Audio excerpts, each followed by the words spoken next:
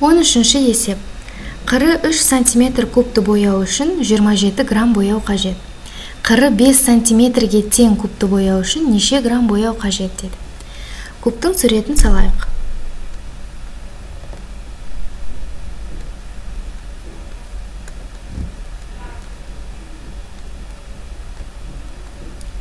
Мысалы, осындай куб болсын. Бұның әр қыры 3 см куб дегеніміз, ол оның ені де, ұзындығы да, биіктігі де бірдей деген сөз. Осыны бояу үшін бізге 27 грамм бояу қажет. Енді айтады, қыры 5 см-ге тең кубты бояу үшін неше грамм бояу қажет дейді. Ендеше біздің ол да куб, тек оның қабырғалары 3-ке қарағанда үлкенірек болады. Демек, міне осындай бір куб болсын.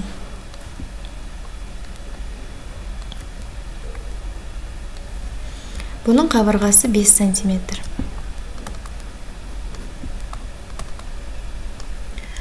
Енді айтайық, осы кубты бояу үшін неше грамм бояу қажет екенін біз білмейміз. Бірақ біз бояған кезде кубтың ішкі жағын емес, сыртқы қырларын бояймыз ғой, міне осылай бояймыз.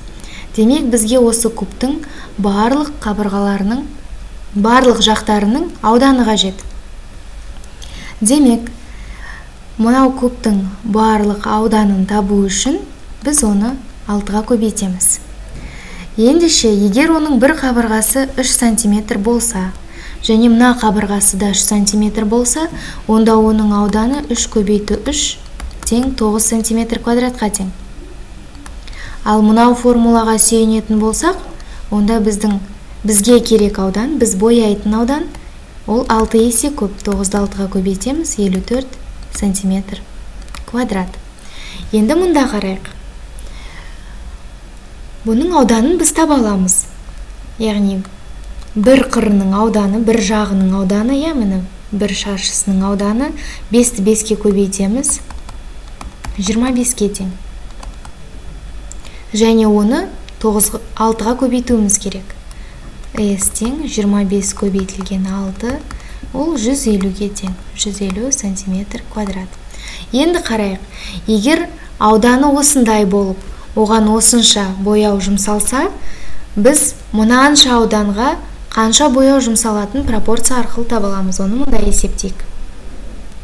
Былай жазайық.